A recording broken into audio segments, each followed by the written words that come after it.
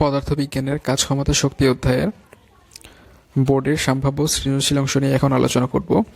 আমরা এখানে একটা সৃজনশীল উদ্দীপক নিয়েছি বোর্ডের, এবং এই উদ্দীপক থেকে সম্ভাব্য যত ধরনের প্রশ্ন নিয়ে আলোচনা করা যায় ঠিক তত ধরনের প্রশ্ন নিয়ে আলোচনা করব। তো প্রশ্ন বলা আছে, জনি 0.5 কেজি ভরের একটি ঢিলকে 15 মিটার উপর থেকে ছুড়ল এবং জহির ঢিলকে মাটির থেকে উপরে ছুড়ে দিল। অর্থাৎ আমরা যদি প্রশ্নটার আকৃতি অঙ্কন করি, জনি উপরে আছে এবং জহির নিচে আছে, এবং জনির দূরত্ব হলো 15 মিটার। জনি 15 মিটার উপর থেকে একটা ঢিল মাটিতে ছুড়ল, মাটিতে আছে জহির, জহির আবার ওই ঢিলকেই উপরের দিকে ছুড়ল। এটা হলো আমাদের একটা বোর্ডের উদ্দীপক। তো এই উদ্দীপক থেকে সম্ভাব্য কী কী প্রশ্ন নিয়ে আসা যায়? জনি ও জহিরের কাজ বের করতে হবে, জহিরের ঢিলের বিচরণকাল বের করতে হবে, অর্থাৎ নিচ থেকে যেটা মারলো, জহিরের ঢিল উপর দিকে ছুড়লে কত উচ্চতায় বিভব শক্তি গতিশক্তির 1/7 হয় সেটা বের করতে হবে। এবং 6 নম্বরে রেখেছি, জহির ঢিলকে 1 মিটার জহির ঢিলকে উপরে ছুড়লে 1 সেকেন্ড পর যান্ত্রিক শক্তির কী হবে? অর্থাৎ জহির নিচ থেকে যে ঢিলটা ছুড়লো 1 সেকেন্ড পরে যান্ত্রিক শক্তি অর্থাৎ বিভব শক্তি গতিশক্তির মোট মানটা কত দাঁড়াবে? তো প্রথমে জনি আর জহিরের কাজ বের করার চেষ্টা করি। তো এই জন্য ওই চিত্রই আবার বড় করে দেখাচ্ছি। জনি এবং জহিরের কাজ বের করার জন্য ওই চিত্রটাই বড় করে দেখাচ্ছি।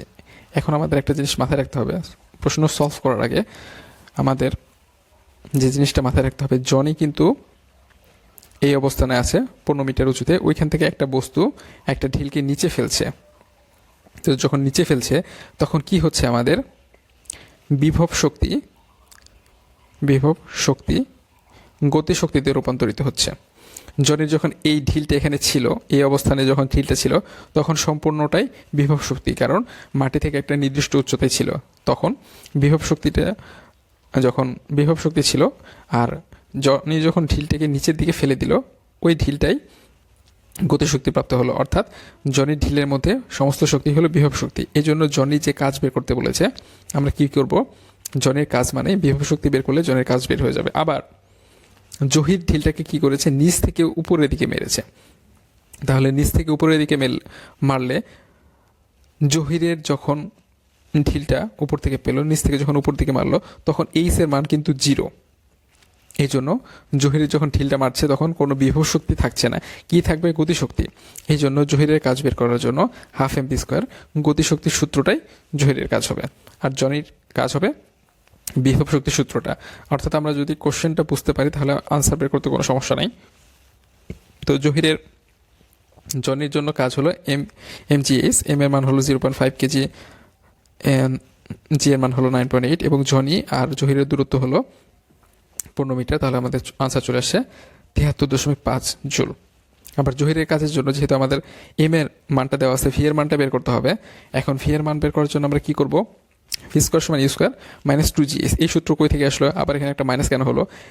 জহির কিন্তু একটা বস্তুকে নিচ থেকে উপর দিকে দিচ্ছে, অর্থাৎ নিক্ষিপ্ত বস্তুর ক্ষেত্রে আমাদের সূত্রে যেটা হয় ভি স্কোয়ার সমান ইউ স্কোয়ার মাইনাস 2gh, আর পরন্ত বস্তুর ক্ষেত্রে এখানে এটা কিন্তু প্লাস হতো, নিক্ষিপ্ত বস্তুর ক্ষেত্রে মাইনাস হয়ে যায়।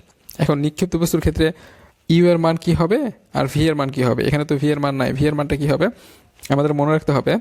পরন্ত বস্তুর ক্ষেত্রে আদিবেগ 0, পরন্ত বস্তুর ক্ষেত্রে আদিবেগ ইউ সমান 0, এবং নিক্ষিপ্ত বস্তুর ক্ষেত্রে শেষ বেগ ভি সমান 0।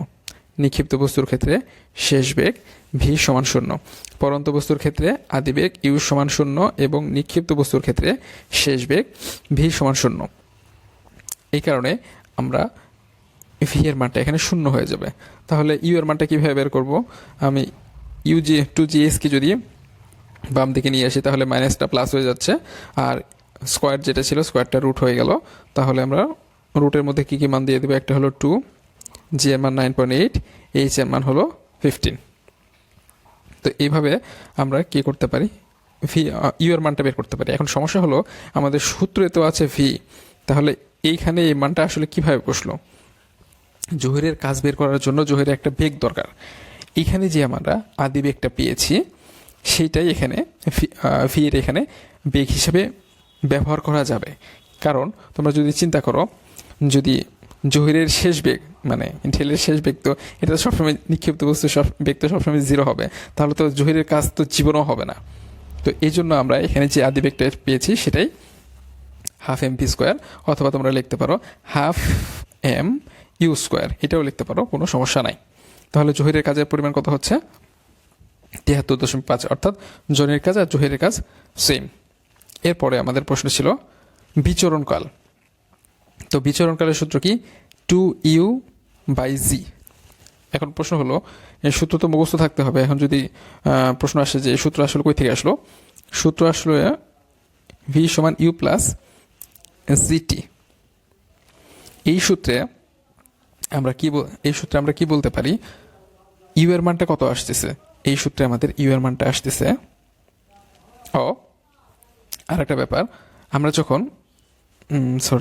ভি সমান, যেহেতু নিক্ষিপ্ত বস্তুর ক্ষেত্রে ইউ মাইনাস জিটি হবে। হ্যাঁ, এখন ভি এর মান কত, নিক্ষিপ্ত বস্তুর শেষ বেগ হলো 0, তাহলে আমাদের জিটিটাকে বাম দিকে নিয়ে চলে আসি, তাহলে মাইনাস ছিল হয়ে যাবে প্লাস। তাহলে আমরা লিখতে পারি মাইনাস জিটি ছিল প্লাস জিটি হয়ে গেল, জিটি সমান ইউ। তাহলে আমরা টি সমান কত লিখতে পারি, টি সমান আমরা লিখতে পারি u/g।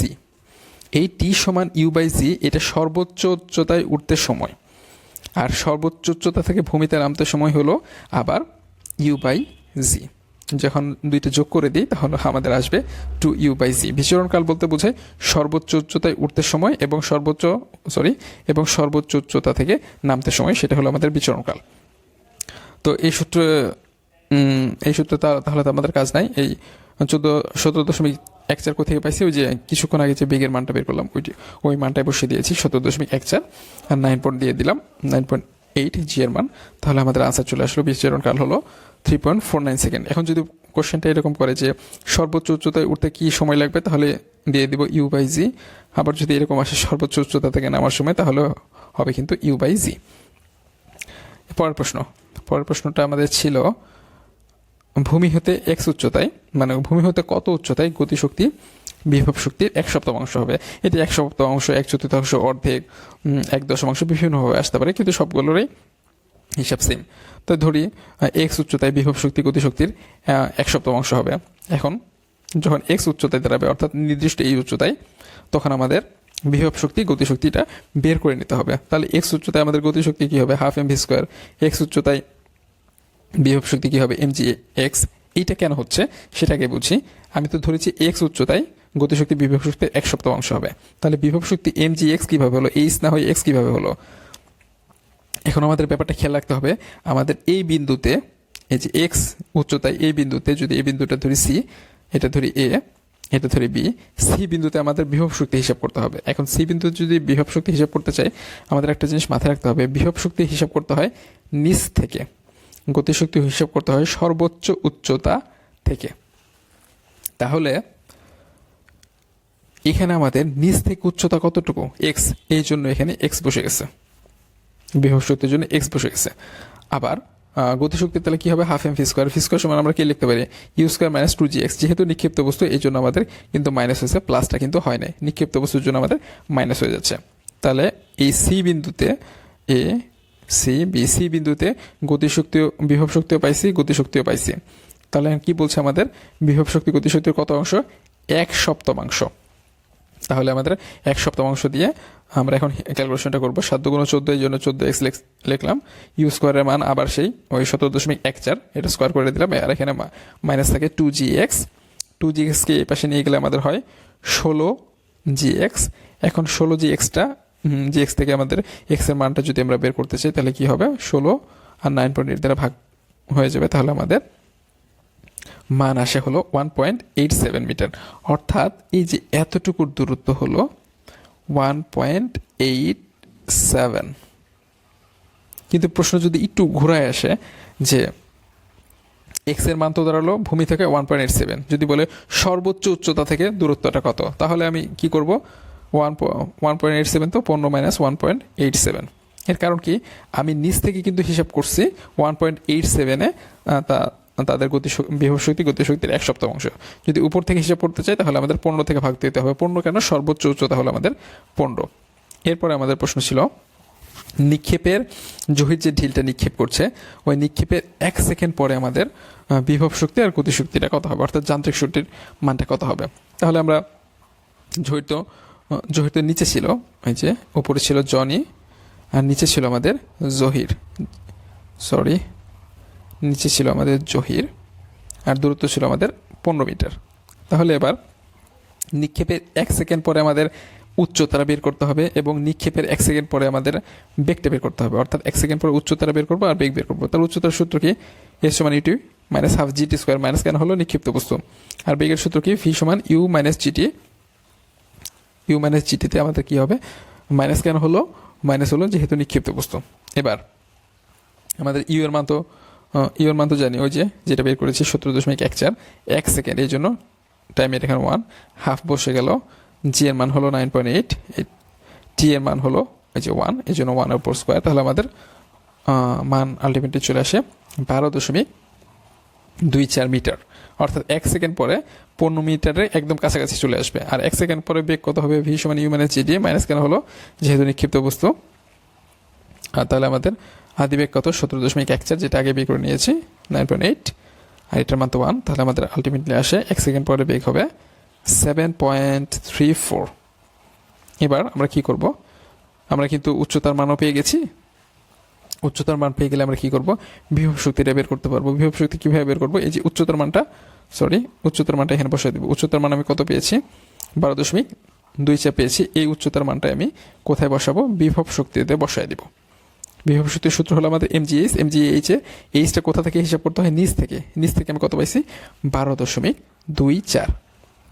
আর গতিশক্তির হিসাব, গতিশক্তি আমি 1 সেকেন্ড পরে বেগ বের করেছি, 1 সেকেন্ড পরে আমাদের বেগটা হয়েছিল 7.34, তাহলে এম এর মান তো জানি, তাহলে গতিশক্তিটাও আমরা বের করতে পারলাম। তার মানে যান্ত্রিক শক্তি কীভাবে বের করতে পারি, যান্ত্রিক শক্তি বলতে বোঝায় গতিশক্তি আর বিভব শক্তির সম্মিলিত মানটাই হলো যান্ত্রিক শক্তি। তো এইভাবে বোর্ডের একটা সৃজনশীল উদ্দীপক থেকে আমরা কাজ ক্ষমতা শক্তির বিভিন্ন প্রশ্ন সলভ করতে পারি। তো এই প্রশ্নগুলো একটু মানে উদ্দীপক দেখে একটু অন্যরকম মনে হতে পারে, কিন্তু বারবার প্র্যাকটিস করলে উদ্দীপকটা একটু বোঝার চেষ্টা করলে প্রত্যেকটা অঙ্ক ইনশাল্লাহ সহজ লাগবে, কারণ এখানে এত বেশি সূত্র নাই। বিভব শক্তির সূত্র, গতিশক্তির সূত্র আর আমাদের নিক্ষিপ্ত বস্তু নাকি পরন্ত বস্তু, এই বিষয়গুলো একটি হিসাব রাখলে অঙ্কগুলো ইনশাল্লাহ সহজ হয়ে যাবে।